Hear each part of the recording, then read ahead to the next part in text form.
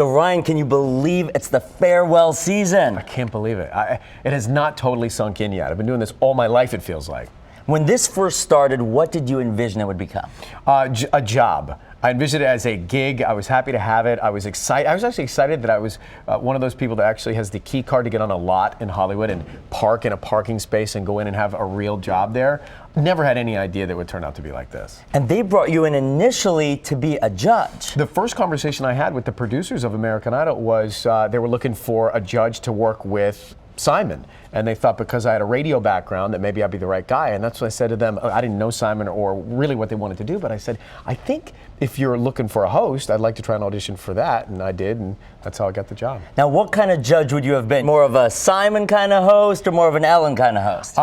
Probably more the Ellen, for sure. I think that Simon's genius is he is the only one that is what he is, but the balance of Paula, who's phenomenal, and Randy together made that show electric and magic, and that's why it was so successful. How has the show evolved over the years?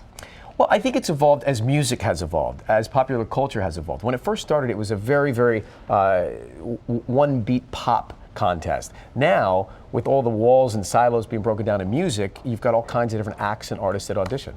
Now, you mentioned that music has evolved, but the show has also impacted music. How has it changed the industry? When we started doing American Idol, executives would tell us that music doesn't work on TV. They wouldn't tell me that, they'd tell our producers that. And we thought, well, let's give it a try. And I think that, obviously the culture has shifted because now we have a lot of music on television, and we've had 15 years of it, of a successful show. And how has social media changed the way the show works, the way the music industry works? Well, social media's changed a lot just in terms of media. On the radio, I look at it on dashboards as we're talking and doing a show. During Idol, during the commercial breaks, we'll take a look at it. And obviously it allows the contestants, most importantly, to develop a connection with their fan base and see what they think. How has the show changed your life? It's been it's in so many ways. The newscast isn't long enough to tell you how many ways it's changed my life. It's been an honor to really be the guy that gets to stand in front of the country and say, here's what we're going to do tonight with these contestants. So I'm grateful, and I would keep doing it for 15 more seasons if they let me. What was the funniest behind-the-scenes moment that we still have not heard about? That's a tough one. There are all kinds of things, from judges barely making it into their seats before we go on the air to contestants being stuck in the elevator as we're starting the show and them having to run the contestants in. As you know, on live television, it doesn't ever go quite how you plan it. And that was part of what I actually liked about doing the show.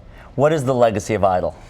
The legacy, I think, there's so many different things. Obviously, it impacted music. It impacted the way someone who's doing a job that they want to get out of every day can audition for their dream. But I think most importantly, it was an important family show for the country. A lot of families would get together and watch it together, and they'd have something they could talk about. So I think we're proud of that. And what are you hoping to see this coming season? I think we should have a great season, a lot of fun, reflect on the fun that was American Idol. It was a bit of a sitcom, in addition to a talent search. And hopefully we find someone deserving of being that last final winner of American Idol. Now, you're going to have a nice big chunk of time in your schedule once this show is over. What are you hoping to do with all that? Fill it. With? I'm working on that. I'm going to go to Rio this summer to work with the Olympics, and then we've got this new show with J-Lo that we're producing on the radio every day.